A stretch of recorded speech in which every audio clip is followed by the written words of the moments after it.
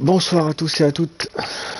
Bienvenue sur cette qualification. Alors une qualification un peu spéciale ce soir, puisque ça va être une qualif sprint pour le Grand Prix du Brésil. Et ensuite suivra la course. Alors j'espère que vous m'entendez bien et que vous me suivez bien.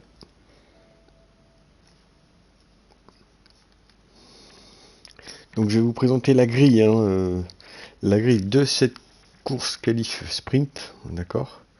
En tête nous aurons Hugozer, suivi de Marcy, Lordium, Gopher, donc Killer Storm, Totosh, Pampasol, Bruno, Vince, Mika, Canada Dry, Stomy et Coffer.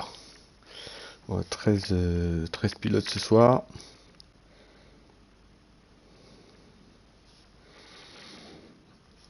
Et je vais vous mettre un petit peu du son.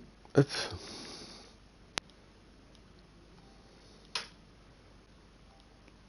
Pour que vous puissiez entendre bien les voitures ce soir. Ça sera plus intéressant que ma voix. Donc 23 tours, c'est la fin du 23e tour, au début du 24e tour, toutes les voitures seront arrêtées pour qu'on puisse reprendre la grille et que vous puissiez partir ensuite. Les pilotes repartiront ensuite sur une course normale avec les 71 tours. Je vous rappelle que c'est un circuit assez mythique, ce Grand Prix du Brésil. 4 km 3, donc plus de 300 km/h, 305 km, 305,9 km au total. Donc là, les pilotes, c'est pour ça que vous voyez un écran, les pilotes sont en train de positionner et de mettre leur setup, choisir leur monture de pneus, ils ont cette possibilité-là, de mettre leur monture de pneus pour ce 23 tours. Pas d'obligation de rentrer au stand. Donc là, ça va être... chacun va voir, analyser, faire des choix. Il y a des pilotes peut-être qui vont partir avec la possibilité ou l'envie de faire un changement de pneu pour avoir pourquoi pas un plus gros rythme s'ils décident de partir en rouge par exemple, ou alors faire qu'un seul train de monture de pneus et de partir sur un sprint lancé et sans arrêt, sans ravitaillement, sans rien. Donc voilà, ça va être chaque personne, chaque pilote va avoir sa stratégie. C'est ce qui est intéressant dans cette course sprint. Je vous rappelle que nous sommes en simulation réelle, autant dire que les voitures ont des configurations toutes différentes. Il y a deux types de modes sur la Formule 1.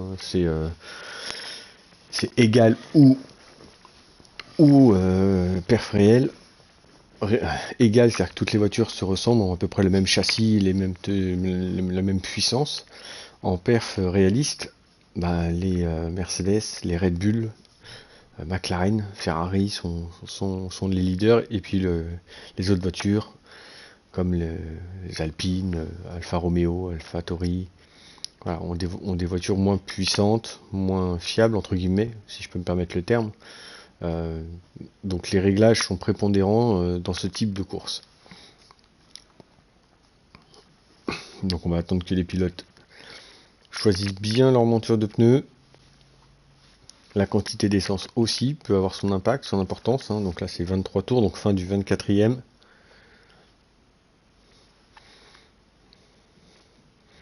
La température aussi extérieure, alors là nous ne l'avons pas. Le ciel semble dégagé, nuageux, mais dégagé, c'est-à-dire qu'il ne semble pas pleuvoir sur cette piste du Brésil, Interlagos, avec le fameux S de Senna juste après la ligne droite des stands. C'est une course assez atypique. Bonjour physiométrique. Donc 15 virages sur ce circuit, et pas des moindres, le S de Senna, le virage numéro 13. Alors j'ai pas un accent portugais, mais le virage numéro 13 aussi est très important. Le Funchal, puisque c'est un freinage avec un virage à gauche qu'on prend en troisième généralement, mais ça déclenche toute la ligne droite. Alors c'est pas vraiment une ligne droite, hein, parce qu'il y a un virage 14 et 15 avant la fameuse ligne droite, mais on est en pleine puissance, plein régime, et ce virage 13 a toute son importance parce que c'est ce qui permet d'être très très bien lancé. Mais il est aussi très traître, on se mettra en caméra embarquée pendant le tour de chauffe, et vous verrez que il y a un léger petit dévers. On peut vite perdre le contrôle si on a une accélération un peu brusque, mais c'est tout autant sympathique à piloter. Circuit généralement assez apprécié des pilotes. Euh,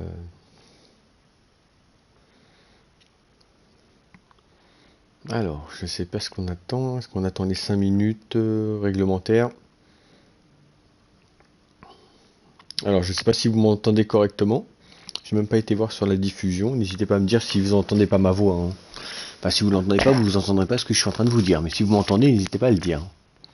Je vais aller quand même vérifier sur la diffusion. Allez, là, ça va commencer d'ici une vingtaine de secondes. Donc c'est pas la grille de départ pour le moment, c'est la grille de la course sprint.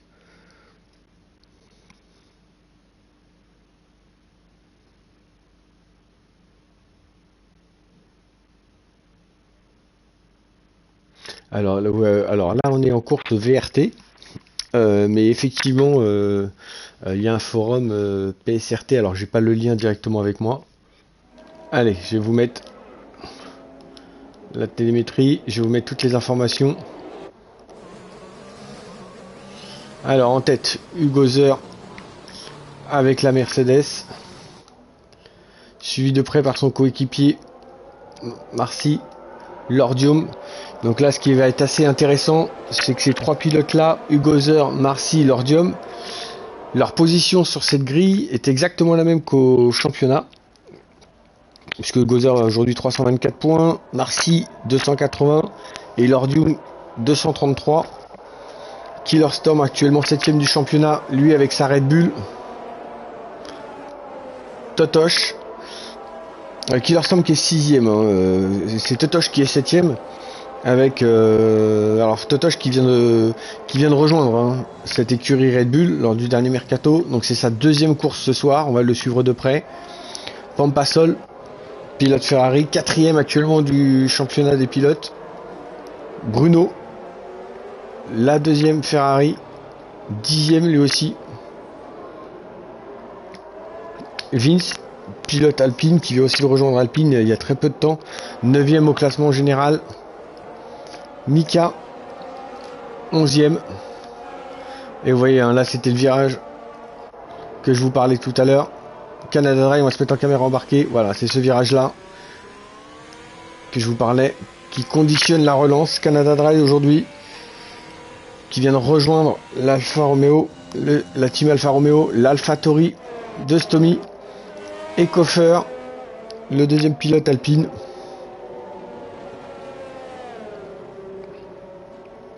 Allez, on va se mettre en vue disponible. Donc pas vraiment trop de stress sur ce départ, hein, pour le moment. C'est une course sprint. Les pilotes ont tous, notamment les premiers pilotes, hein, vous voyez, en ligne de mire. Ils ont le S de Senna. Ça va être leur priorité de prendre le S de Senna en tête. Et c'est parti. Et pour le moment, Lordium qui a pris un excellent départ, puisqu'il a pris un meilleur départ que le pilote Mercedes. Marcy qui est déjà mis sous pression. Killer Storm et Totosh, les deux pilotes Red Bull. Attention, suivi de très près, hein, par Bruno, on le voit. Et je vais vous mettre les pneus. Vous voyez des stratégies complètement différentes. Avec Marcy, Killer Storm, Totosh en pneu médium et Stomy, l'ensemble et les autres pilotes ont décidé peut-être d'être un tout petit peu plus agressifs, notamment au début de course, avec des pilotes, avec des pneus soft. Et on a Bruno qui s'est fait déplacer par son coéquipier Pampasol. Alors Pampasol était parti devant, hein, lors du départ, donc il a récupéré sa place, Pampasol. Et Lordium qui est à la chasse de la Mercedes. Lordium actuellement 3ème du classement avec 233 points. Il doit marquer des points. Au précédent Grand Prix, malheureusement, il n'a pas pu rallier l'arrivée. Il y a eu Bowser pour le moment qui signe un temps de 1:13.651. Mais c'est le premier tour. Ah, vous voyez que c'est serré, hein. Pour le moment, il n'y a pas trop d'écart. Seul Koffer semble avoir perdu un petit peu ses marques au détriment de Canada Dry. Mais attention, il faut rester au contact. On voit que Marcy a du mal avec cette pneu médium. Le pilote Mercedes. Il faut rester au contact. Parce que si on perd la zone de DRS, ça peut avoir son importance à partir notamment du 3e tour. Pour l'instant, ça ne s'attaque pas trop, hein. Vous pouvez le remarquer. C'est très simple. Les pilotes vont sûrement attendre le 3e tour. Ils vont pouvoir activer leur DRS. Et en activant le DRS, ils vont pouvoir doubler notamment après ce virage. Et Gozer pour l'instant qui réalise le meilleur 2e secteur. Oh là là, je vois quelque chose apparaître. Des gouttes de pluie. Il me semble avoir vu des gouttes de pluie. Et on la voit sur la Mercedes, les gouttes de pluie. Attention, je vous avais dit que c'était nuageux. Pour le moment, le DRS est activé. Donc autant dire que la piste n'est pas encore humide. Mais il va y avoir sûrement un revirement de situation. Et les pilotes qui sont partis en pneus soft, si la pluie est amenée à tomber, auront peut-être bien fait de partir avec une stratégie offensive.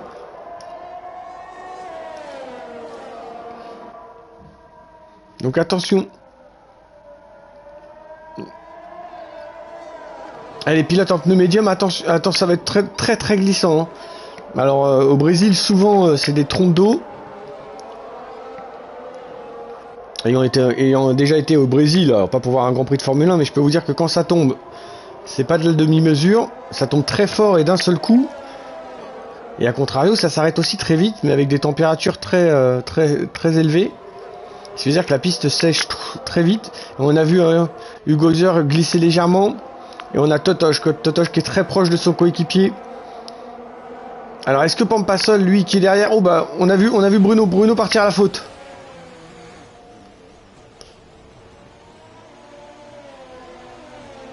Et Bruno qui va revenir. Attention à Koffer qui peut être derrière. Attention aux pneus qui peuvent être très chauds.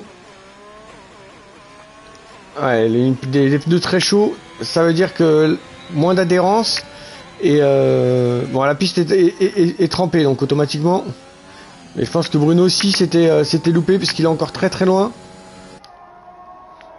Et pour l'instant, voilà, les pilotes avec des pneus soft vont avoir tendance à prendre le dessus sur les pilotes en pneus médium. Mais ça va rentrer, hein. Je pense que ça va rentrer très vite. Alors pour le moment, il n'y a pas eu d'alerte avec l'arrêt du DRS. Mais à partir du moment où le DRS ne sera plus activé, je peux vous dire que ça va être le branle-bas de combat dans la voie des stands. Et on a un Koffer qui lui a changé déjà ses pneus pour mettre des pneus intermédiaires. Et un Pampasol qui met la pression sur Killer Storm. Et voilà, DRS désactivé. Allez, ça va être un balai, je pense. Un balai d'arrêt au stand. Et on va suivre le leader, Hugo Gozer, qui lui arrive dans la voie des stands. Lordium en fait de même. Marcy qui continue. Marcy qui était à 5 secondes 9. Il aurait pu rentrer au stand pour essayer de changer ses pneus. Donc attention à la stratégie de Marcy. Est-ce qu'il prend un risque ou pas? On va suivre ça. Alors, cette caméra là est vraiment... elle est sympa quand il y a un pilote qui est derrière. Mais on peut pas configurer les caméras. Allez, Pampasol s'est arrêté. Killer Storm, Totosh, Vince, Mika, Stomy et Canada Dry. Bruno qui a déjà pris une pénalité. Et lui pour l'instant en grande difficulté avec ses pneus soft. Et on va suivre Lordium. Lordium qui est sorti devant Hugo Gozer. Il a pris le dessus sur le pilote Mercedes. On va suivre l'écart. 10 secondes. Ah ouais, regardez l'écart comme ils font. Ils font comme neige au soleil par rapport à Marcy. Marcy qui était à plus de 11 secondes. Attention, il a perdu un petit peu d'adhérence, Lordium. Mais là, l'écart est considérable. Regardez, hein, regardez sur la minimap où se trouve Marcy. A contrario, Lordium est déjà à 6 secondes. Et on est à la fin du deuxième secteur. On va voir Marcy comment il s'en sort de ce virage. Il a énormément de mal. Il a énormément de mal. Et oui.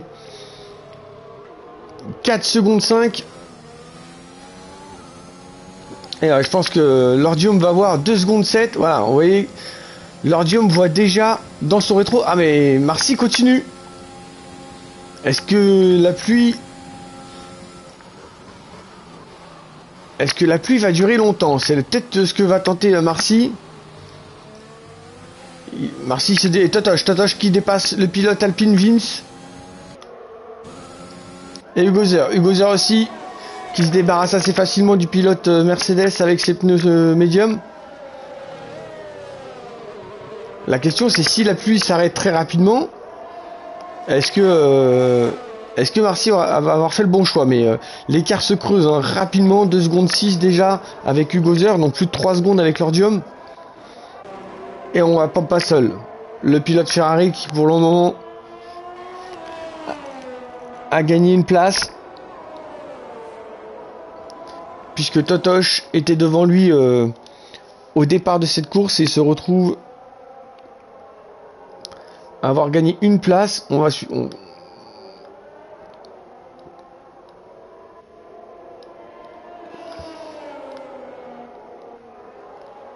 Ouais, changement de position. Lordium a gagné 2 places. Pampasol 1 place. Vince 1 aussi. Mika 1. Et c'est Bruno qui fait la mauvaise opération pour le moment, puisqu'il a 19 secondes de retard sur Coffer, qui lui en a perdu 5. Et Marcy qui semble en grande difficulté. Ouais, mais Marcy rentre. Marcy décide de rentrer maintenant, mais je pense qu'il a perdu énormément de temps, le pilote Mercedes. Et ça va faire les affaires de tous les autres pilotes. Et il va sûrement ressortir juste devant Stomy ou juste derrière, ça va être très très proche. On voit Stomy qui arrive. Et on voit la Mercedes de Marcy qui sort dans la voie des stands. Et Marcy restera devant. Il est sorti Marcy, voilà. Ah, Marcy qui perd énormément sur cette stratégie.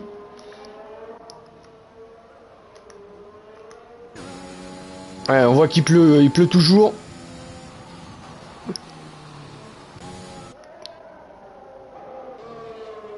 Et on va suivre le petit combat entre Vince et Mika. Et Mika, pour le moment, est devant. Vince est 7ème. Il est parti 8ème. Vince, il a gagné une place. Bah, c'est surtout Bruno, hein, suite à son erreur, qui a permis à tous ses pilotes de gagner une place. Donc, je vous rappelle que le premier gagne 3 points de mémoire, le second 2 et le troisième 1 point. C'est des points en supplément, notamment par rapport au classement général. Quand on sait qu'aujourd'hui Hugozer compte 324 points et que son coéquipier qui est deuxième en compte 280, autant dire il y a 44 points d'avance, 2 points supplémentaires, c'est pas négligeable.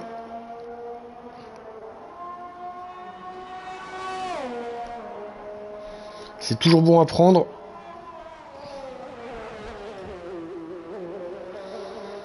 Ouais, Killer Storm qui a du mal à suivre le rythme des deux leaders, Lordium et Hugozer. Et Vince pareil, qui était très très proche de Mika, mais qui s'est fait distancer et va se faire rattraper par Marcy qui semble avoir un rythme beaucoup plus élevé.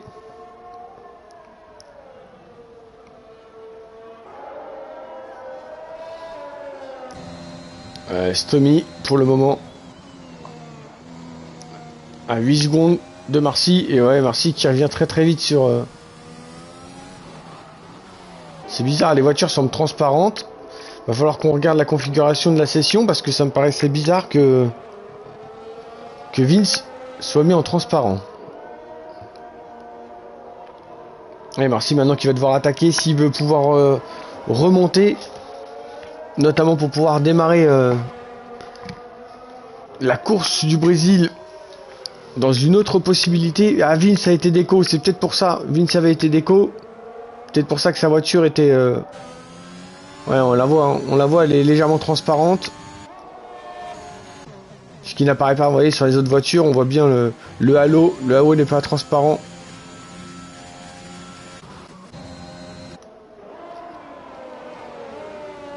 Et Totosh qui met énormément de pression pour le moment sur le pilote Ferrari Pampasol.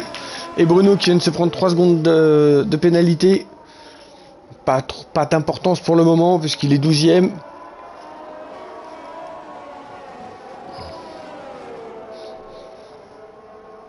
Donc il est très très loin de...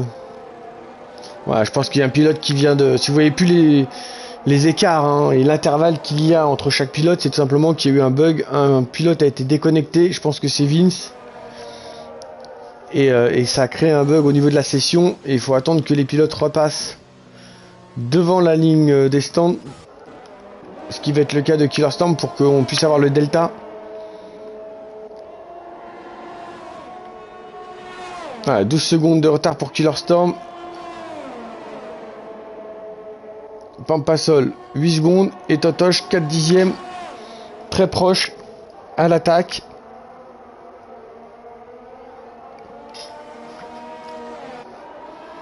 Il est prudent Totosh, hein. Il est à proximité, il est en vision, il l'a en ligne de mire, mais il reste toutefois très prudent. Après l'objectif ça va peut-être être de se montrer dans les rétros pour lui mettre un petit peu la pression et pourquoi pas faire en sorte que Pampasol commette une erreur. Et c'est Marcy qui continue sa remontée fantastique. Attention à Marcy, pas sortir trop large et pas prendre de pénalité. Là maintenant il y a 15 secondes à récupérer sur Totosh, ça va être très très dur à 13 tours de la fin.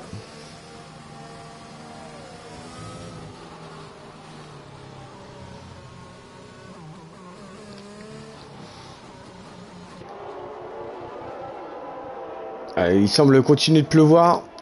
Hugo Zer qui est toujours à l'attaque et qui est toujours en train d'aller chercher ou de suivre l'Ordium, peut-être en attendant une erreur. Course de gestion pour le moment. Pas prendre trop de risques. Ils ont une avance quand même qui est assez confortable, hein, 14 secondes d'avance sur Killer Storm. Pas de quoi prendre des risques. 2 points supplémentaires pour Hugo Zer, 3 points pour l'Ordium. Ça ne met pas en difficulté au classement général. Hugo Zer, il peut être serein. Par contre Marcy, déjà 12 secondes, 3 secondes de récupérer sur Totosh. On voit la différence, hein. Et Bruno qui rentre à nouveau au stand et qui ressort. Il s'est pris un tour. Il est en train de se prendre un tour par l'ensemble des pilotes.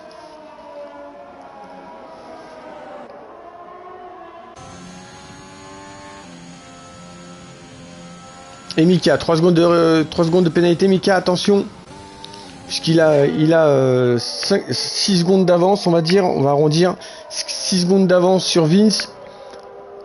À 3 secondes de pénalité, ça peut jouer, ça peut avoir son importance, hein. Surtout que 7ème place pour le moment pour Mika, c'est une très bonne place. Il partirait effectivement du bon côté de la piste. Donc pour ce départ, ça pourrait avoir son importance. Être toujours côté impair, hein. Et l'Ordium et Hugo Zer qui continuent leur chevauchée fantastique. Gros rythme de la part des deux pilotes. Marcy il a 11 secondes déjà. Marcy a 11 secondes de Totosh. On va regarder un petit peu. Au prochain tour, je regarderai le gain effectué par Marcy par rapport à Totosh, qu'on puisse calculer ce assez rapidement, hein. Sous combien de tours? Je vous rappelle qu'il reste 11 tours. S'il gagne plus de 1 seconde au tour, il va pouvoir revenir sur Totosh. Et pourquoi pas Pampasol, hein. Attention. Il s'en sortirait bien si le pilote Mercedes arrive à rallier et à récupérer une 4ème place. Il aura perdu finalement que 2 places. Avec un très mauvais départ et une stratégie un petit peu flouée. Et Vince qui semble avoir repris le contrôle de son véhicule. Alors je connais Vince parce que c'est un ami et je peux vous dire que ce circuit là il l'adore. Alors je sais pas s'il l'adore aussi sous la pluie, mais là c'est l'un de ses circuits favoris. Et on a Pampasol qui va arriver, on va regarder, hein. On va regarder le chrono effectué par Totosh. Il tourne en 1.18.4. Et Marcil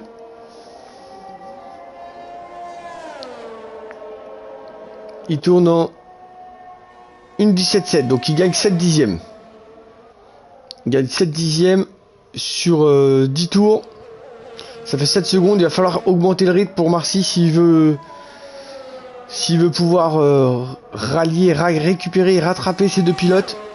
Intéressant. Pour l'instant, Gozer semble... Salut Francky. Gozer semble derrière. Alors, est-ce qu'il suit Lordium? En tout cas, Lordium semble avoir un rythme aussi élevé sur ce circuit. Ça va mon Francky? Il pleut toujours autant, hein. Je vais me mettre en caméra embarquée 2 secondes, voilà. Quand je me mets en caméra embarquée rapidement, c'est juste pour voir s'il pleut tout le temps. Si la pluie est toujours aussi battante. Et là, elle tombe très très fort.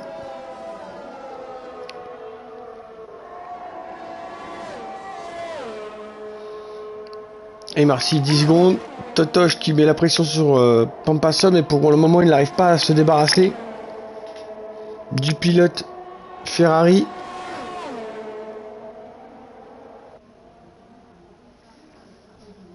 Ouais, 3 dixièmes, ah ouais, il s'est fait pressant, on l'a vu se montrer dans le rétro, hein, rétro gauche. Ressortir plus large. Ouais, on est mieux à Paris. Allez, c'est parti. C'est parti pour Totoche qui tente le dépassement. Au freinage.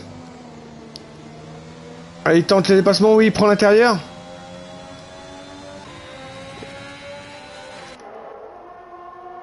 Mais Pampasol est à l'intérieur du virage, mais il s'impose. Totoche s'impose dans ce virage. Non, est-ce qu'il va réussir à se débarrasser? Alors cette petite bataille leur fait forcément perdre un petit peu de temps. Ce qui avantage Pampasol, mais Totoche a peut-être voulu se mettre un petit peu en sécurité. Et on voit, hein, 9 dixièmes, pratiquement déjà 1 seconde d'écart entre les deux pilotes. Donc ce qui veut dire qu'il sentait qu'il avait un petit peu plus de rythme que le pilote Ferrari. Donc il y va. Allez, on va suivre leur temps, on va suivre le temps de Pampasol. Et dans ce combat, ils ont perdu énormément de temps. Tout à l'heure, ils ont fait 1,18,4 pour les deux. Et 3 secondes de pénalité pour Killer Storm.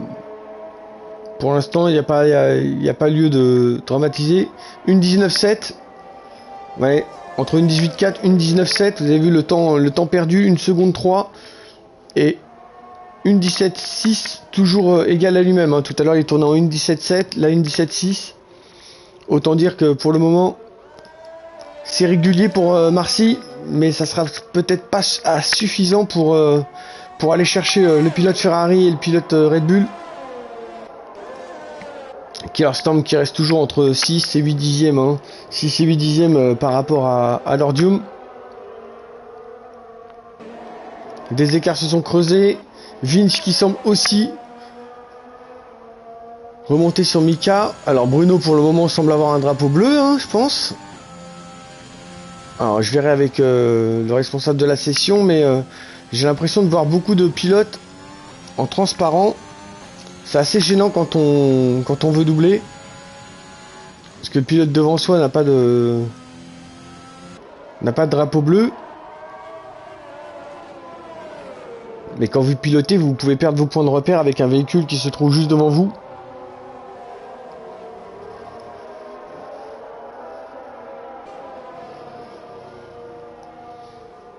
Et ça continue. Canada Dry 10e pour le moment. Koffer 11e. Bruno 12e qui a perdu le moment pendant Pampasol. 3 secondes de pénalité. Attention. Ah ça c'est peut-être l'opération. C'est peut-être un bon signe pour Marcy. Il n'est plus qu'à 5 secondes. Il n'est plus qu'à 5 secondes de Pampasol du coup.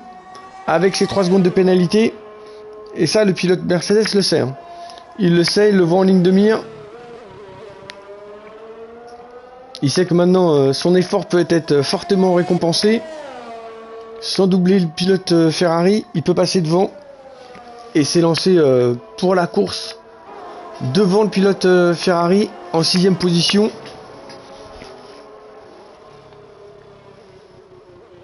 17 tours sur les 23 qui sont prévus. Je vous rappelle, fin du 23e tour. Il s'arrête pas au 22e, il s'arrête au 23e.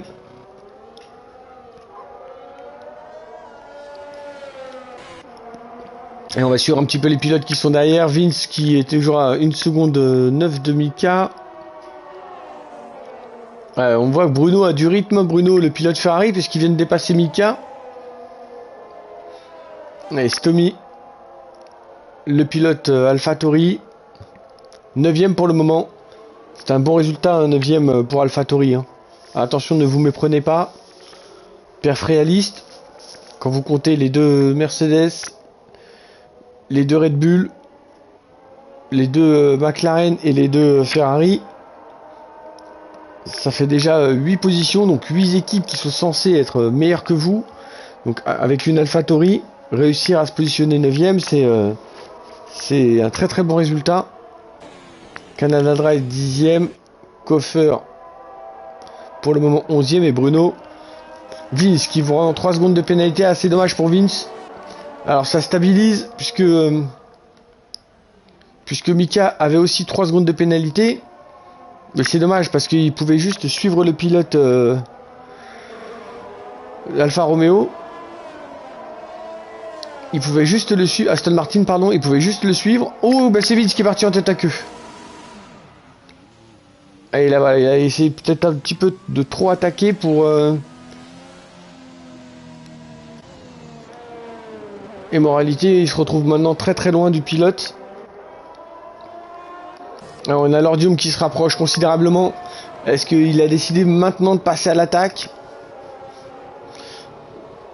Petite caméra embarquée, il pleut toujours. Et Pampasol, toujours très proche.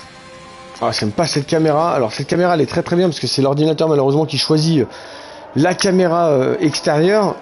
Mettre une caméra extérieure sur l'arrière de la voiture d'une monoplace alors qu'il n'y a pas d'autres véhicules derrière. 6 secondes 5 pour le moment, plus que 3 secondes 5 à récupérer pour Marcy. Et Hugozer, toujours aussi pressant, toujours aussi présent dans les rétros de la McLaren, mais Lordium a un très gros rythme. Hein. Le pilote McLaren. Bibi qui nous a rejoint.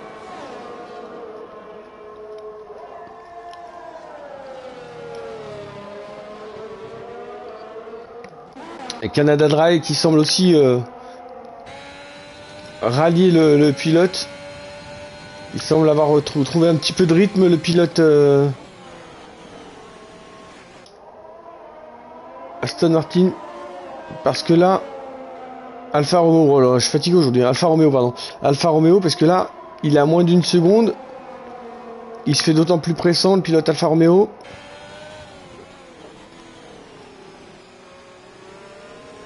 Il va falloir attaquer, être prudent.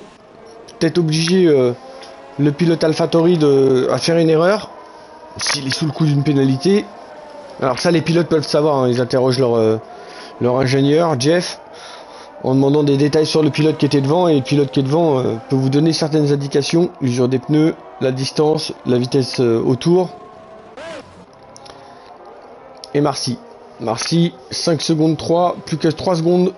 3 secondes à récupérer pour Marcy. Allez, un petit message pour toi Marcy, pour t'encourager. Notre club mène 1-0 à la mi-temps en Coupe d'Europe. Ça va l'encourager, je sais qu'il va regarder la rediff, il regarde souvent Marcy.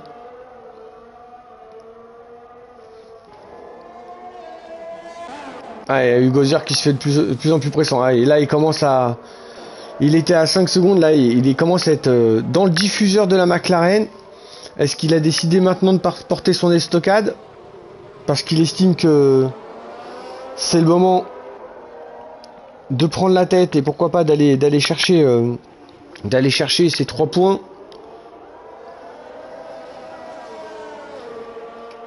Alors en doublant le retardataire c'est compliqué.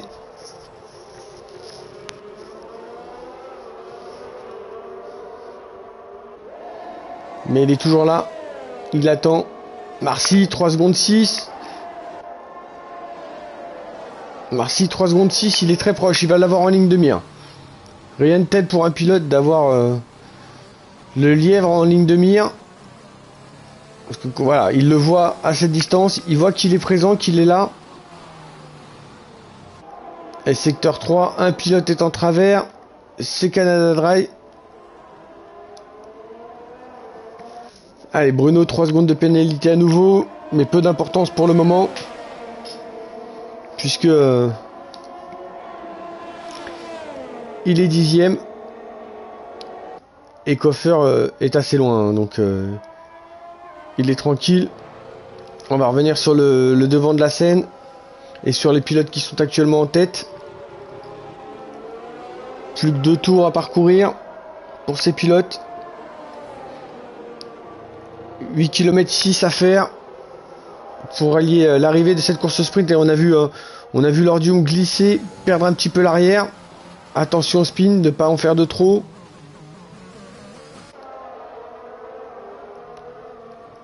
Ah, il est très proche, Hugo Zer, il est très proche, notre ami Hugo Zer. Allez, utilisation de l'ERS. Il n'y a pas de DRS hein, sous la pluie. Et alors, je sais pas pour vous, mais là, je vois plus de pluie. Alors, mais les pilotes vont rester quand même en pneus pluie. Mais il semble ne plus pleuvoir sur les avant. Voilà, il n'y a plus de pluie sur les voitures. Allez, plus que 2 tours, 4 km 8 à parcourir. Il y a Hugo Zer qui s'est montré dans les rétros. Koffer, 3 secondes de pénalité. Marcy qui arrive, qui est très proche. Allez, secteur 2, il y a un pilote qui est en travers. Ça devait être Koffer, je suppose. Ouais, c'était Koffer qui était en difficulté. Pas d'aileron cassé, tout va très bien. On va suivre Marcy parce qu'il remonte, il remonte très rapidement. Ah, tout à l'heure, on a eu 2 tours sous la pluie avant d'avoir la zone de DRS activable. Là, on s'est aperçu qu'au 21e tour, il y avait déjà plus de pluie. Alors, il y a toujours la projection des voitures, hein, projection de pluie des voitures qui sont devant vous. Mais par exemple, Pampasol, lui, il a plus de projection. Il n'y a plus aucune voiture qui est devant lui. Puisque Totosh est à 4 secondes 3. On voit que sous la pluie, les écarts se creusent. Hein.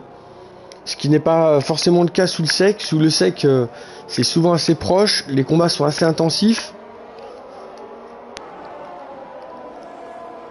Et pour l'instant, Pampasol a perdu sa 5e place au détriment de Marcy. Dernier tour, c'est le dernier tour de cette course sprint avec l'Ordium en tête, suivi d'Hugo Zer, Killer Storm, Totosh.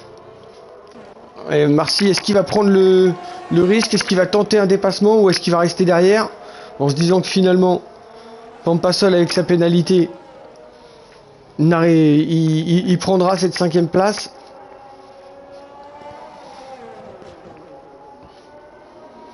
Pour le moment, c'est le seul changement qui apparaît, hein. C'est au niveau du classement, c'est la seule chose qui va varier. C'est que Marcy va prendre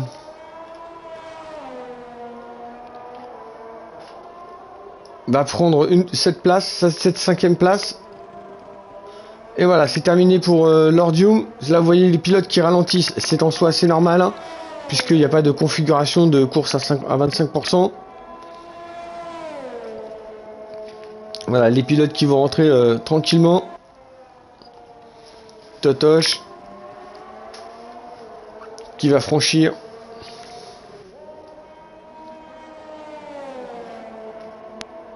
Ah, par contre, ils étaient vraiment transparents, donc je verrai avec Hugo Zer, mais les pilotes pouvaient se dépasser et se doubler facilement, ce qui n'est pas normalement. Et ben voilà, donc on aura en tête pour cette course l'Ordium, suivi de Hugo Zer, Killer Storm, les 2 pilotes Red Bull, hein, Killer Storm et Totosh, suivi de la Ferrari de Pampasol, Marcy qui a pris la 6e place, Marcy qui a pris la 5e place au détriment de Pampasol, ensuite Mika, Vince, Stomy, Canada Dry et Koffer. Allez, on se rejoint dans quelques minutes pour le départ de ce Grand Prix du Brésil.